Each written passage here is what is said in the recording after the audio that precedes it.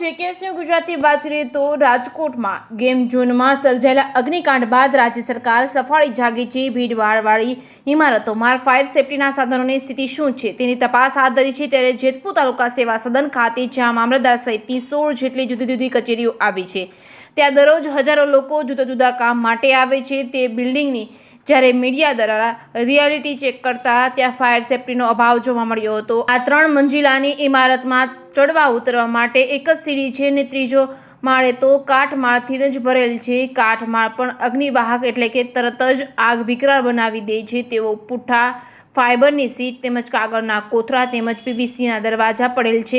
જો આગ લાગે તેને બુઝાવવા માટે ફાયર સિસ્ટમ તો છે, પણ ચાલે છે કે નહીં તે આ બિલ્ડિંગમાં બેસતા મામલતદાર કે જેની જવાબદારી અન્ય જગ્યાએ ફાયર સેફટી તપાસવાની છે તેની બિલ્ડિંગમાં ફાયર સિસ્ટમ તપાસી જ ન હોવાનું માલુમ પડ્યું છે। ફાયર સેફટીના સાધનોમાં અગ્નિશામક સિલિન્ડરો છે તેનું ડ્યુ ડેટ 2022ની છે અને પાણીનો મારો ચલાવવા માટેના પાઇપલાઇનના વાલ છે તે પણ જામ છે, એટલે ખરા સમયે ફાયર સિસ્ટમ કામ ન જ લાગે તેવું રિયાલિટી ચેકમાં બહાર આવ્યું છે।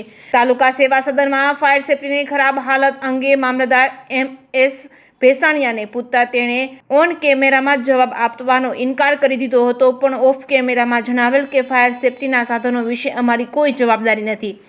આમ જોઈએ જેઓની દુર્ઘટના ન બને તે માટે સલામતીના સાધનો તપાસવાની જે અધિકારીઓની જવાબદારી હોય છે તે અધિકારીઓ જવાબદારીથી હાથ ખંખેરી નાખતા હોય ત્યારે અકસ્માત સર્જાય તો જવાબદારી કોની? જેકેએસની ગુજરાતી સાથે રાકેશ પીઠડિયા, જેતપુર તાલુકા સેવા સદનની અંદર આશરે 20 થી 12 કચેરીઓ આવેલી છે।